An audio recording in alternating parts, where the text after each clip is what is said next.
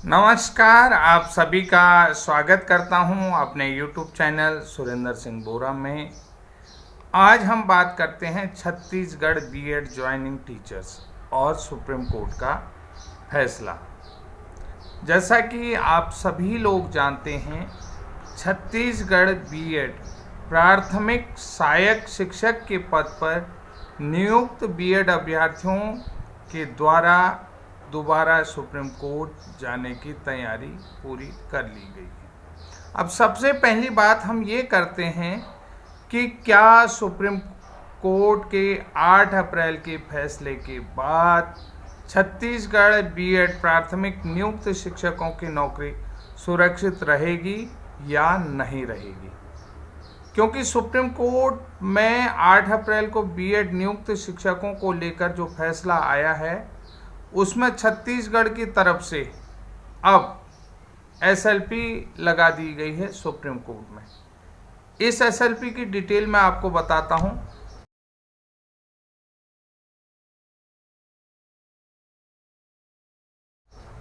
SLP का diary number है 17948/2024 यानी कि अपॉन 2024।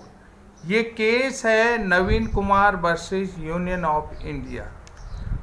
ये जो केस रजिस्टर्ड हुआ है, ये केस रजिस्टर्ड हुआ है 19 अप्रैल 2024 को फाइल हुआ है। तो अभी सुप्रीम कोर्ट में केस की तारीख क्या होगी, ये अभी कोई भी डिसाइड नहीं हुआ है कि कब ये केस लिस्टेड होना है। ये सारी चीज़ें अभी मेंशन नहीं हुआ है। अब इस केस में जो पार्टी बनी है, इस केस में जिसको पार्टी बनाया गया है, वो पार्टी है एनसीटी और एमएचआरडी। अब सबसे बड़ा देखने वाला पहलू यहाँ पर ये होगा कि बड़ा सवाल क्या है। अब ये जो बड़ा सवाल यहाँ पर आता है, क्या सुप्रीम कोर्ट छत्तीसगढ़ की इस नई एसएलपी को एक्सेप्ट करेगा या नहीं, कि सुप्रीम कोर्ट क्या इस एसएलपी को एक्सेप्ट करेगी या नहीं। सबसे पहली बात यह है कि 11 अगस्त 2023 को जब ऑलरेडी सुप्रीम कोर्ट फैसला दे चुकी है, उसके बाद सारे लोगों को पता है कि बीएड प्राइमरी के लिए 1 to 5th के लिए क्वालिफिकेशन नहीं है। लेकिन 8 अप्रैल 2024 को रिव्यू में भी फैसला सुप्रीम कोर्ट दे चुकी है। तो अब देखिए, जो सुप्रीम कोर्ट का 8 अप्रैल का फैसला है, वो ऑल ओवर इंडिया में, मतलब ऑल ओवर इंडिया के लिए ये डिसीजन दे चुकी है। अब वो डिसीजन क्या दे चुकी थी कि ऑल ओवर इंडिया के लिए सुप्रीम कोर्ट डिसीजन दे चुकी है 8 अप्रैल को, कि एक रिव्यू में जो डिसीजन दिया कि 11 अगस्त से पहले जो भी लोग अपॉइंटेड हैं, वो सारे लोग सुरक्षित हैं। तो अब रही बात यहाँ पर देखिए, 11 अगस्त जो मैं कह रहा हूँ, 11 अगस्त 2023 से पहले जिन लोगों की ज्वाइनिंग हुई, चाहे वो सब्जेक्ट टू आउटकम हो या किसी भी केस के मैटर में हो, वो सारे लोग मेरे हिसाब से भी सुरक्षित रहेंगे और सुरक्षित रहने भी चाहेंगे। बाकी मेरे हिसाब से ये सारे लोग सेफ हैं। 11 अगस्त के बाद जिनकी ज्वाइनिंग है, उस ज्वाइनिंग को लेकर के भी अब क्या होता था कि ये भी बड़ा सवाल यहाँ पर आता है। इस सवाल को लेकर के भी क्या है, जैसा कि छत्तीसगढ़ में आप ये एसएलपी को लेकर के गए हैं, तो 11 अगस्त 2023 के बाद जितनी भी ज्वाइनिंग है, सुप्रीम कोर्ट ये डिसाइड कर चुकी है कि 11 अगस्त से पहले जितने भी ज्वाइनिंग है सुरक्षित है। क्या 11 अगस्त के बाद सुप्रीम कोर्ट ने ये डिसाइड कर दिया है कि 11 अगस्त के बाद जितने भी ज्वाइनिंग है वो सारे हटेंगे या नहीं हटेंगे, यानी कि वो बिल्कुल सुरक्षित नहीं है। तो क्या ये मान के चलें कि जो 11 अगस्त 2023 से पहले के ज्वाइनिंग है वो सारी सुरक्षित है, और 11 अगस्त 2023 के बाद जितनी भी ज्वाइनिंग है उन सारों को बाहर होना चाहिए। ये सुप्रीम कोर्ट इस सारे चीज़ को जो है कि इस सारे चीज़ में 8 अप्रैल 2024 को डिसीजन दे चुका है। तो क्या अब ऐसे में छत्तीसगढ़ की एसएलपी एक्सेप्ट होगी या नहीं होगी। जैसा कि मैंने इससे पहले अपने वीडियो में एक बात बताई है कि 31 मार्च 2019 के बाद जो मिनिमम क्वालिफिकेशन जिन लोगों की कंप्लीट नहीं है, यानी कि एनसीटी के गाइडलाइन के अनुसार जिनकी मिनिमम क्वालिफिकेशन कंप्लीट नहीं है, अगर वो लोग बच सकते हैं, उन लोगों को अभी मौका दिया जा रहा है, बार बार मौका दिया जा रहा है। तो मेरे हिसाब से बीएड वालों को इन सारी चीज़ों की जानकारी मांग करके कि 31 मार्च 2019 के बाद देश के विभिन्न राज्यों में कक्षा 1 से 5 तक पढ़ाने वाले ऐसे कितने शिक्षक हैं जिनकी क्वालिफिकेशन क्राइटेरिया एनसीटी के गाइडलाइन 23/8/2010 के अनुसार कंप्लीट नहीं है, यानी कि उन्होंने ना तो 23/8/2000 और न ही 2011 की टाइट गाइडलाइन पूरी करी है, यानी कि अभी भी उनकी मिनिमम क्वालिफिकेशन कंप्लीट नहीं है और सरकार उनको कई बार मौके दे चुके हैं। ऐसा जो है कि ये ऐसे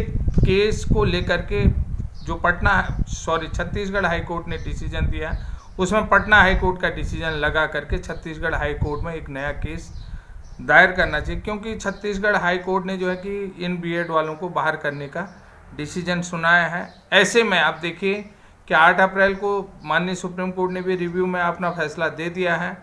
अब देखिए एनसीटी की गाइडलाइन, क्या एनसीटी ये डिसाइड करेगा कि एनसीटी की गाइडलाइन क्या बदलेगी, क्या स्टेट गवर्नमेंट और एनसीटी की गाइडलाइन अंडर एमएचआरडी के तहत इनकी एसएलपी में कोई परिवर्तन करेगी। देखिए अगर ये लोगों की ज्वाइनिंग तो हो चुके हैं सुप्रीम कोर्ट के आधार पर, अब यहाँ पर एक बड़ा सवाल ये उठता है, ये चीज़ आपको समझना पड़ेगा कि एनसीटी के गाइडलाइन में, अब जो एनसीटी के गाइडलाइन में क्योंकि एनसीटी को ही अधिकार है कि वो मिनिमम क्वालिफिकेशन क्राइटेरिया में रिलैक्सेशन दे या न दे, और स्टेट गवर्नमेंट भी क्या एनसीटी से क्या डिमांड करती, ये सारी चीज़ जो है कि अंडर एमएचआरडी के तहत होगा। अगर अंडर एमएचआरडी के तहत छत्तीसगढ़ में जो है कि बीएड ज्वाइनिंग टीचरों को 11 अगस्त 2023 के बाद की जो भी ज्वाइनिंग है उसमें रिलैक्सेशन मिलता है, तो वो रिलैक्सेशन का जो गाइडलाइन है वो एनसीटी गाइडलाइन तय करेगी, स्टेट गवर्नमेंट तय करेगी, और उसको जो है कि सारी जो गाइडलाइनें बनाई जाएंगी वो अंडर एमएचआरडी की, क्या अंडर एमएचआरडी के तहत इन लोगों की एसएलपी एक्सेप्ट होगी या नहीं। जैसा कि सुप्रीम कोर्ट पहले ही बोल चुका है कि 8 अप्रैल का जो भी 11 अगस्त 2023 के केस में कमियां रह गई थी उसको हमने रिव्यू के लिए करा है, और 8 अप्रैल का जो मैटर है उसमें सुप्रीम कोर्ट ने ये स्पष्ट किया 11 अगस्त से पहले जितनी भी ज्वाइनिंग है वो सुरक्षित हैं, 11 अगस्त के बाद जितनी भी ज्वाइनिंग है वो सारे असुरक्षित हैं।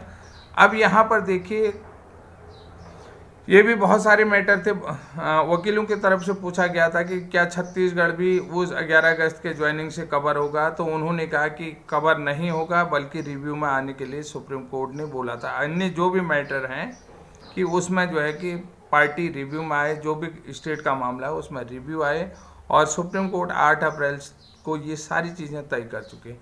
तो ऐसे में एक बड़ा सवाल ये उठता है कि जो छत्तीसगढ़ के बीएड ज्वाइनिंग टीचर हैं उनके एसएलपी को सुप्रीम कोर्ट एक्सेप्ट करेगा या नहीं करेगा। अब दूसरी बात मैंने आपको बता दिया है कि 31 मार्च 2019 के बाद ऐसे कितने राज्य हैं जहां पर एनसीटी के गाइडलाइन के तहत जो मिनिमम क्वालिफिकेशन क्राइटेरिया कंप्लीट नहीं करते हैं, ऐसे टीचरों की संख्या जो कक्षा 1 से 5 तक पढ़ा रहे हैं।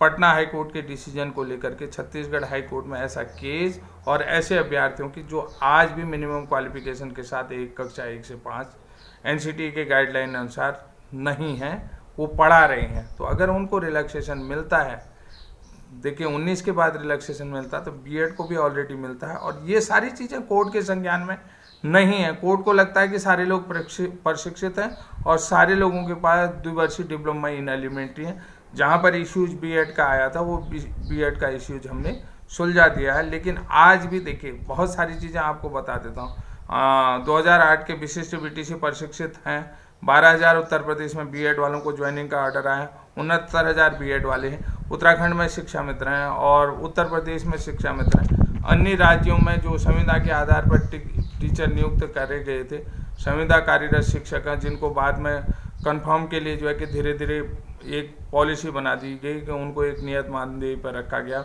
और जैसे जैसे क्वालिफिकेशन कंप्लीट करें, मिनिमम टाइम दिया था उस टाइम में पीरियड में नहीं कर पाए तो, लेकिन ये सारी चीज़ें, मध्य प्रदेश है, छत्तीसगढ़ है, बिहार है, बहुत सारे लोगों का है।